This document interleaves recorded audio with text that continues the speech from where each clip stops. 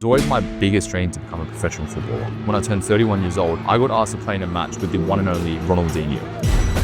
He committed himself to practicing every single day.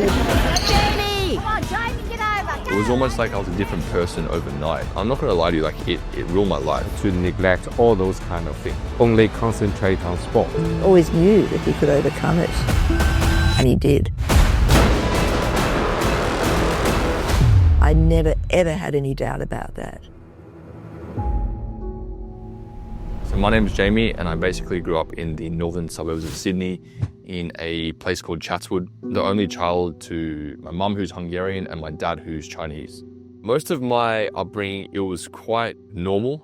I went to school. I got half-decent grades. I loved basically like socializing. Jamie actually was very quiet and very well behaved when he was a very little. Well, when his father was still living with us, he was a really happy little boy. His dad was very doting, loving dad.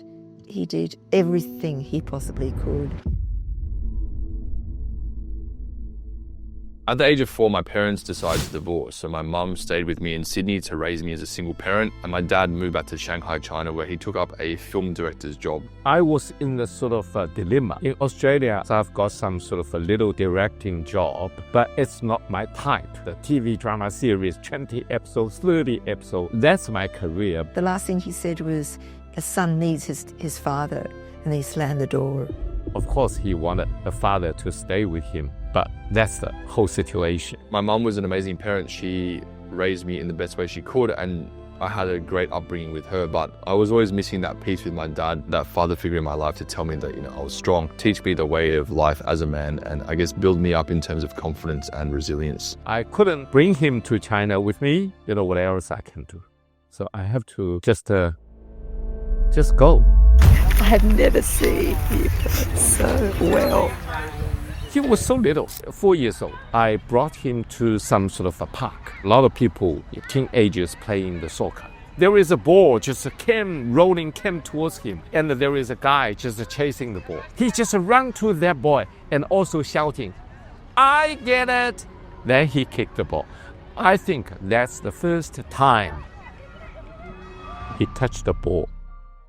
My mum enrolled me into just a football team. I guess he was about 6 or 7. That was the Chatswood Rangers. Sometimes instead of kicking the ball, they just put their arms around each other and start chatting on the field. And the parents would call out, "Play the game, play the game." He and Richard used to do that. So I'm Richard Lachinsky. We met in kindergarten, first school friends in primary school. My relationship with Jamie goes all the way up to 1999. I knew nothing. All I knew was just kick the ball and try and score. Sort of took the game more seriously, but he was really happy in the Chatswood Rangers. I really went through a solid 3 months in the summer school holidays, gained this newfound passion and this drive and this determination to become a professional footballer. When I turned about 13 in 2006, my entire life changed. A lot of talk around, amongst my schoolmates about the Socceroos about to qualify for the World Cup for the first time in 32 years. We watched every single match, no matter what time of the day that was. It was screaming. And I remember that point where John Aloisi had that final penalty that he had to take to secure the win. When he scored, I was just screaming, shouting. My mum was screaming, shouting.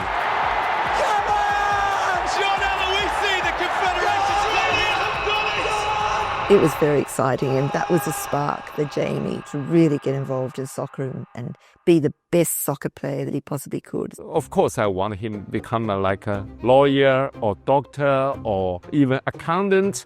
It's good. As a footballer or an aspiring kid, you always hear that you need to hurry up because even the age of 14 years old is quite late starting out. So I was like, all right, I'm competing against these kids that have been playing for 6 years already at this high level. I need to make a really good team myself. He wanted to neglect all those kind of things, only concentrate on sport. That's his choice. I had a friend at school. His name was Eric. He said to me, Jamie, there's a team that's in the State League in New South Wales called Rockdale City Suns. I noticed that they're actually looking for a player for their under-15s team. You should go trial. Jamie was determined, so we went for the tryout at Rockdale. He was very excited to, get the opportunity to play for them. It was like a cold, rainy Thursday night where my mum and I left Chatswood and drove about 45 minutes south of the bridge to Rockdale. It wasn't meant to be from the beginning, in my opinion. Our car broke down. It didn't fit in, from a cultural perspective. They were sort of a Macedonian club and most of the team were Macedonian background, and so Jamie was a bit of an outlier and outcast, was left behind and not given a fair opportunity or fair crack compared to some of the other players. I think he singled Jamie out a bit. No one really knew what they were doing. But the moment that I started to do the drill, I just remember the coach screaming at me, shouting at me, just telling me how bad I was. And it really rattled me emotionally,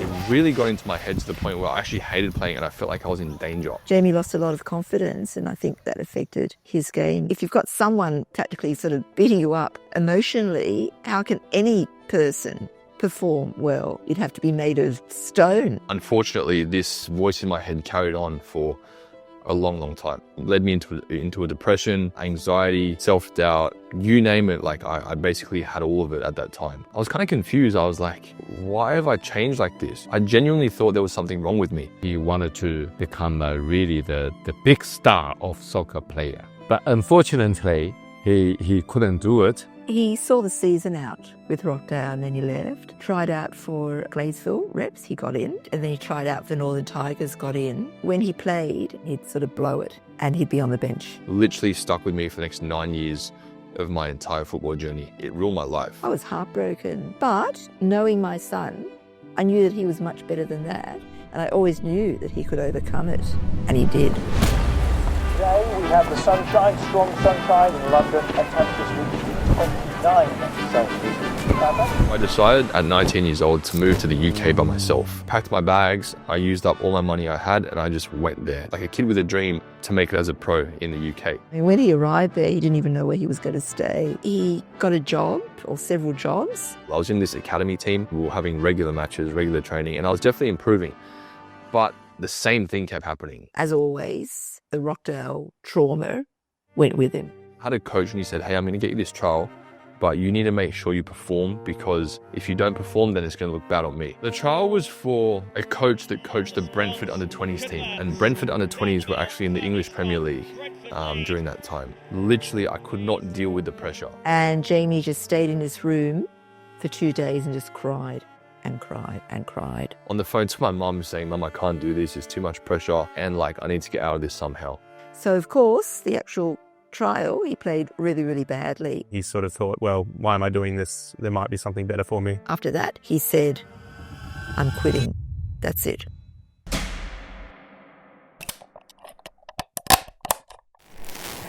Hey guys, my name's Jamie, and today I'm going to be filming a video called Walking in Front of People. Hope you guys enjoy it. Excuse me, hi. Are you waiting? Oh, me too. We have so much in common.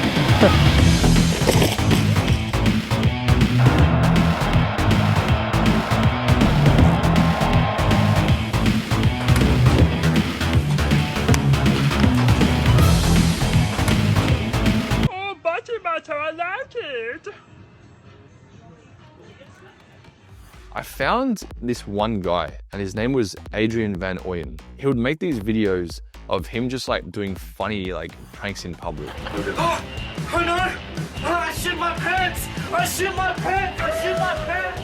I watched all his videos, and it was this weird relatable feeling I got, because I was like, wow, what he's doing is exactly what I would do off camera. Go into these crowded shopping centers and just make a fool out of himself and get people's reactions. He would say these funny things to strangers. He was just the most outrageous person I've ever seen, but there was something inside me that said, hey, this is what you need to be doing. Then he suddenly just changed again. He said he wanted to go to the social media or entertaining field. I was furious. How could you just so easily just move around? That was the start of Jamie making YouTubes himself. I thought, oh, he's just going to have a bit of fun and, a bit harmless. I pretty quickly realised what the prank videos really were, and I didn't like them. Sorry, can I just grab that pen? Oh, sorry, just a tissue, please. That's all. You want a tissue? Yeah, just the whole thing, if that's all right. Yeah. Thanks, yeah. Ones on the train and in the library, and the ones of his father. Shit!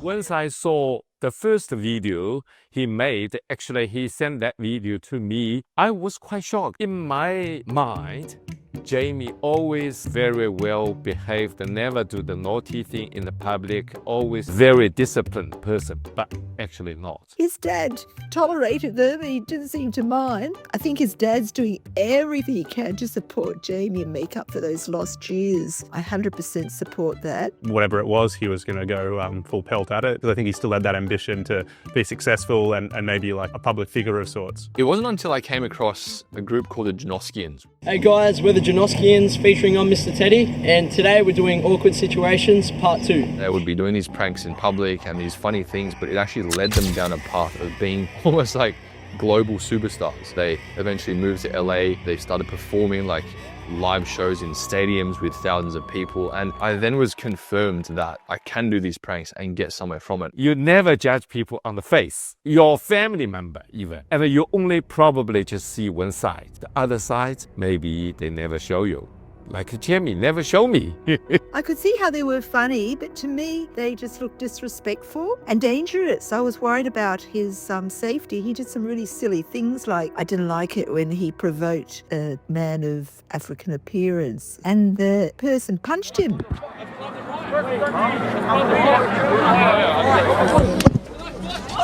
As much as I love my son, I thought he kind of deserved to be put in his place, because that was really rude. I mean, for the ordinary people, they can't do it, you know, but he has the guts to do that. When I saw how far you could get in social media, I decided to literally leave my life in the UK, leave my life in football, and just head back to Australia and start social media full time. Man, give us a little intro. What do you do? Who are you? Yeah, for sure. I'm 21 years old, and I'm from Sydney, Australia, obviously. I've actually, for the past 8 years, tried to become a professional soccer player. Hasn't really worked out, so I've kind of resorted to this after seeing a lot of YouTube videos, how, you know, you can get out there and stuff, and just figured this is the way for me to go. Wanted nothing more than to just not even have to think about football ever again. You know, I thought it was a great, you know, experience to try and make it as a footballer, but also you'd have all these new experiences and excitement that comes with that as well. So either way, I was just really excited for him, actually. How I found out that I was about to be playing in a professional match with Ronaldinho was the craziest situation I could ever imagine. I was at home by myself. All of a sudden, my phone rang, and it was my videographer, Nick. My cousin called me and said, you know, we're going to document Ronaldinho's time in Sydney. And I went to Jamie, I told him the opportunity that I had. And he said, hey man, like, I want you to come down and meet some people. To my cousin Luke, I was like, how can I get Jamie involved in this, you know? Like, we need to get him involved. In my head, involved in the sense of like maybe doing a quick TikTok with Ronaldinho, or like getting a photo with Tim Cahill or something. I didn't know what he meant. And Nick ended up showing my social media and, you know, a bit about what I do. And all of a sudden he goes, do you want to play in the match? I was so happy for Jamie because I knew that his dream was to be a soccer player, but this is pretty close to it. Like, if he made soccer, he most likely wouldn't have played with Ronaldinho. Friday, November 1, it's a football fiesta. Legend Tim Cahill leads an all-star Aussie team against Brazilian icon Ronaldinho and his Samba Stars. Live Friday, November 1 on 10 and 10 Play. I'm thinking to myself, what on earth did you just say? You're telling me that you want me in 4 days' time to play in a professional football match on Ronaldinho's team versus all of my childhood idols in front of a stadium packed with 30,000 people and live on TV. I'm like, what are you... Okay.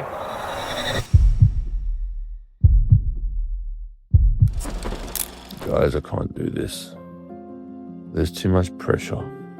Everyone's gonna be watching me. I want to drop out. Like, it's too much. I'm not prepared. Like, I'm expected to perform, but all the memories from the past about when I couldn't play properly, about when I just couldn't handle the pressure and everyone would make fun of me and laugh at me.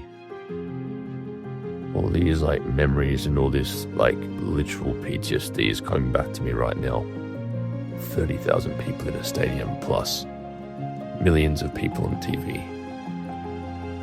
Like, I'm not fit. I haven't played in a long time. I woke up like 4 times last night, just like dreading this and like having this horrible sinking feeling in my stomach. Everything from the past came back to me. It was like I had to relive 9 years of PTSD and trauma in 4 days, but not just relive it, but overcome it. I did think back to Jamie's past experiences and the trauma of Rockdale. He's not a young boy anymore. He's a man with all that experience. It's different now. I had no choice but to man up and prepare for what was to come in only 4 days' time. I had no idea how I was going to prepare myself to play in a professional football match live on national television while also being expected to perform in such a short time. This wasn't one of those fun YouTube exhibition matches with a bunch of influencers that have never played a game in their life kicking the ball around. This was a match with world-class players and I was expected to be able to play at their level. And to add to the pressure, I was also the only social media creator there. I went into strict diet mode. I organized my friend Danny De Silva from church, who plays in the A-League, to help me train, and we ran through some drills and some fitness. There was only so much I could do in 4 days, and by the end of day 1, I was already dead. Every single night, I would have literal nightmares of what was to come. Dreams of me playing horribly, everyone laughing at me, and just reliving that PTSD that I had from when I was a kid. And although yes, as much as I was super excited that I was about to achieve my childhood dream of playing in a professional footballing match, the fear of all of my friends and family watching me live on TV and inside of this huge stadium completely took over. And all I could think about was the fact that I may literally embarrass myself in front of the entire world. As match day drew closer, things started to get real, and I mean very real. I was invited to my childhood hero Tim Cahill's hotel room at the Crown Sydney, where I was asked to do a pre-match interview with him and talk about my involvement. This was absolutely insane. And then that same afternoon, I was announced on the official Instagram account that I was a wild card being added to the match. There was no going back now. I went to see my physio, I was doing saunas, ice baths, hyperbaric oxygen chambers, and even went to a sports psychologist. I was doing everything I could to prepare for this match. But the craziest part was that despite all of these things I had to do to prepare for this match, I literally had to overcome 9 years of PTSD and trauma from my past in only 4 days. And I didn't think this was going to be humanly possible. What I found so crazy about this whole thing was that even if I did make it as a professional footballer when I was younger, I still wouldn't have been able to play in this game with Ronaldinho, with Tim Cahill, with all the Socceroos, because I wouldn't have been relevant to that game. But the fact that I am now in this position in social media where I've built up, a good brand for myself, that's what's actually made me achieve my dream and help my dream come true.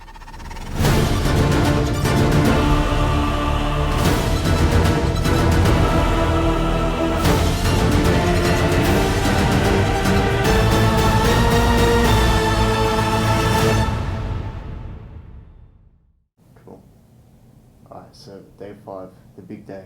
Run us through your whole day, what you did, how you were feeling. Oh man, waking up on match day was probably one of the scariest experiences of my entire life. I've just woken up and it's game day, and I'm terrified. It was today, it was, how do I explain that? It was like, I was very proud of him. I know it was his dream. It was a special moment because Jamie helped me achieve my dream, which was to do YouTube. I'm just happy that I was able to return the favor for him. I couldn't imagine it. I couldn't imagine this actually happening. I ended up going to a sports psychologist in the morning. It's not ideal, the circumstances, but yeah, I don't know. Yeah. I just got to make it work somehow. We prepare with time, when we have competitions, so the athlete can be prepared mentally for the games. But considering that this is a very last minute, we just want to get your best conditions physically and mentally, and that's what you do. That's how we start at that point. Does that make sense? I think for me, if I was to talk about my biggest worry, it's just the pressure, because all my friends are going to be watching the TV. All my family is going to be at the match, How you manage pressure is just by reducing unknowns, which you have a lot of them today. So after the sports psychologist, I went to see my mum. I don't know when I was so excited in my life. I was so excited, so proud. She was going to be at the match. She was coming along. She had great to see. She was going to see me play. And when I started talking about the past, I just broke down. Well, I'm super proud of you, And it's the right timing for you. It's what you've been wanting your whole life, really, ever since you started soccer, and you've been working towards. When I was younger, you know, you and me, just like, you know, traveling to Rockdale.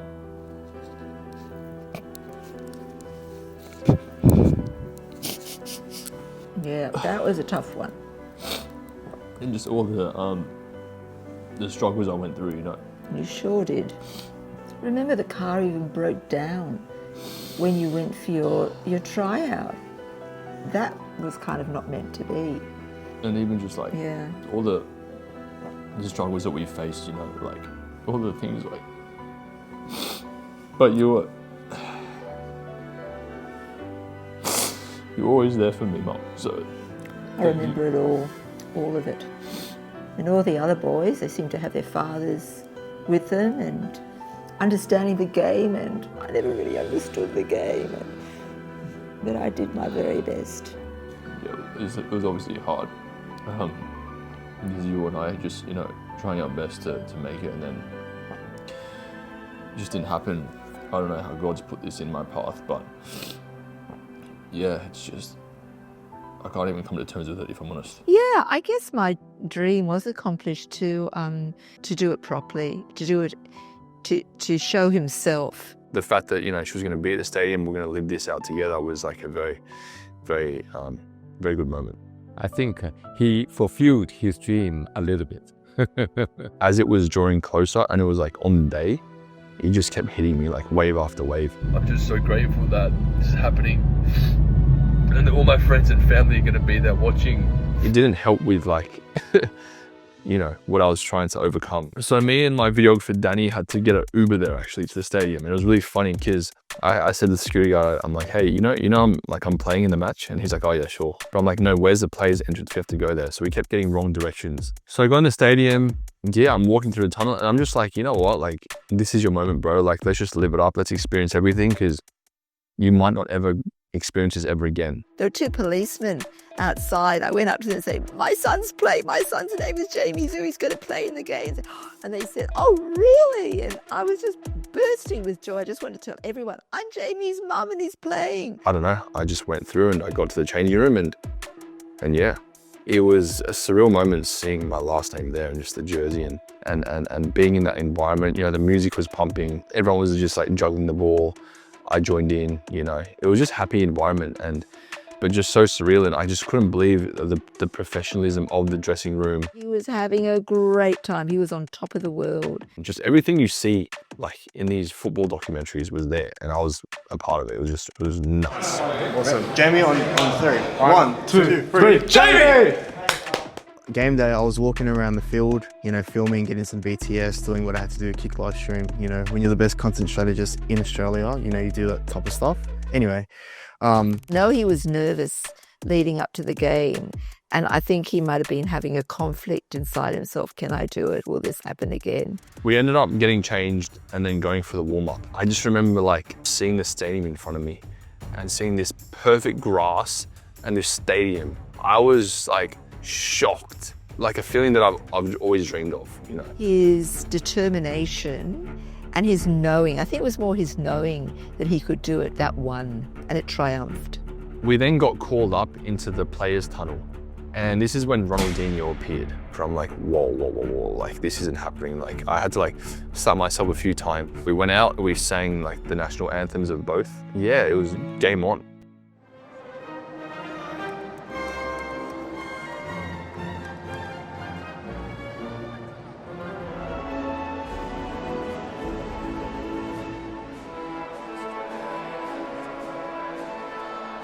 Our referee, big night for him as well. Graham Arnold is the coach of the KL11 tonight, and so let the fun begin.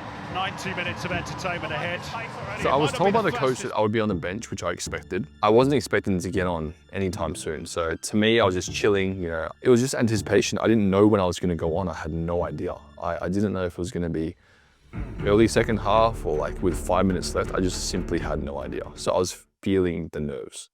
Welcome to the halftime show. I'm Neve Owens alongside Tristan McManus here. The Ronaldinho 11 lead the Cahill 11 1-0 at the break. So at halftime, we all went into the dressing room and the coach said, okay, in the next 5 to 10 minutes, I'm going to be putting on a lot of new players. I don't know what I was thinking. I was like, this is it, this is it. But I had to just flood positivity into my brain. I simply had no choice but to be positive because of how much was at stake. I'd say 10 minutes I'm going on, 10 minutes. Looking for the give and go. Here he is, the great man.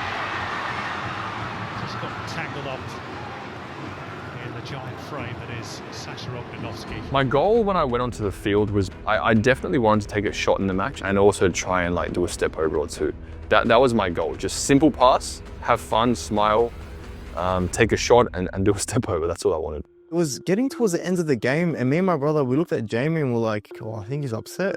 I go, yeah, I think he is too, because I haven't chucked him on. I think I was the last person that hadn't been on the pitch, and I didn't know why the coach was leaving me on the bench for so long. He's like, chuck him on to the coach. And I was like to my brother, I was like, yeah, keep telling him, you know, chuck him on. I'm going to tell the coach to get Jamie on. Coach, Jamie's here. Chuck him on, yeah. And I'm like, nah, guys, seriously, like, it's all good, like, seriously. And I was saying this because I was so freaking scared of going on the pitch. Jamie was like really nervous, like his face was just flat, but I had no idea he was nervous. He told me afterwards, like he was nervous, he didn't want to jump on. I just thought like he was upset because he didn't think he was going to jump on the game. And they go, hey, you got, like the coach hasn't put Jamie on yet. This is a once in a lifetime opportunity, so I didn't care if we pissed anyone off, like any of the officials. Like we needed to get Jamie on the field. Goes over to the coach and he whispers something in his ear, and I'm thinking, I saw the coach sort of approach him, I suppose, telling him he was going to be next and everything, and I could see that Jamie was kind of sort of psyching himself. My brain, I was like, they're not going to chuck him on. He was so excited. He was telling all his friends about it. His family's here. He's been preparing. Like he did so much. There's no way we're not going to like help Jamie get on the field, because I would feel so bad if he didn't. In the 71st or second or so minute, he does this to me. He's like, hey. I'm like, holy crap. I'm like, he's like, all right, we'll put you right wing. I'm like, perfect. And I just remember high-fiving the guy as he came off the pitch, and I just walked on. As I'm on the pitch, everything around me stopped, like time stopped. I wasn't thinking about who was watching, the pressure. I wasn't thinking about anything besides the match. The centre back passed me a long ball and everyone was watching. You know, I had all my church at home watching. I had friends in Melbourne watching the TV. I had all these people at the stadium watching. I had all the people that follow me on social media watching the TV, and they see the ball coming at me. And I'm not gonna lie to you, the ball was very awkward. It was in the air. It was probably, if you were to ask me what a nightmare first pass would be, it would be the one that was coming at me. I remember saying to myself like, oh no, oh no, oh no. But I thought back to that 14-year-old kid who had dreams of making it as a professional footballer one day. I remembered all the pain, the suffering, and all those tough times my mum and I went through together. This was my moment, the moment I had always dreamed of. Was I gonna let my nerves get the better of me, or was I gonna decide to tap into the potential that I always had? This was the moment. And I took a touch, and the touch was a good one. And I was like, how'd I do that? And I'm like, it wasn't that bad after all. To pass the ball, all those kind of movement, he really fit in that sort of a level. Any anxiety, it was just kind of pushed aside by, oh my gosh, look where I am, I'm so happy. Real sort of a professional-like. That was a very big surprise to me. And so then I'm like, all right, we are on. So I start running up the sideline. I start asking for the ball. It was like I went back to before my coach ever screamed at me, before I went through all that trauma. And everything in that moment just changed forever. I did a tackle, I did a throw in. I was just switched on. And then Gonzo sees me, passes me the ball, and I have two options. Pass the ball back to Ronaldinho, where I may have assisted him for a goal, or I could take a shot, which is exactly what I did.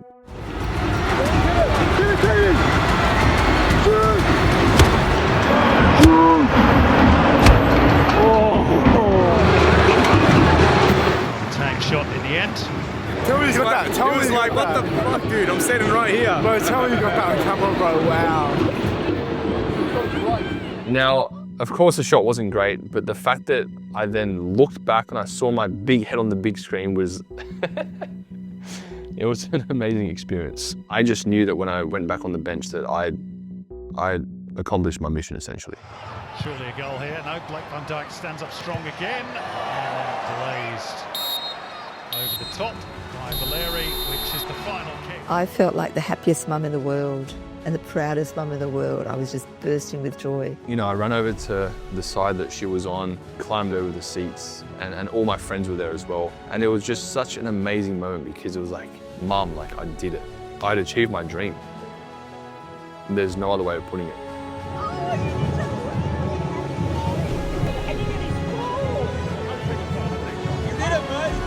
You know, I ended up bringing my mum onto the pitch and just like walking with my mum on that pitch from when I was such a young boy and just seeing the lights and seeing the players and seeing the fans in the stadium and just having her experience that with me. One of the best moments in my entire life. It really was. All the pressure, everything we've had to do the past 5 days, all the memories of the past, us struggling, and this is it, man. This is what it all came down to. Everything was worth it. All that 9 years of struggle, and now I just played with Ronaldinho and we won, and I did everything I needed on the field.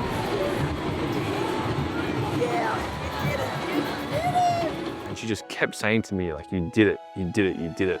I had just played a professional match at 31 years old. If I were to give a message to Jamie, I would say that life is full of setbacks and challenges, but as long as you know in your heart what's best for you, don't let anything stop you. Some things that you will never be able to imagine in a million years, through God, can truly happen.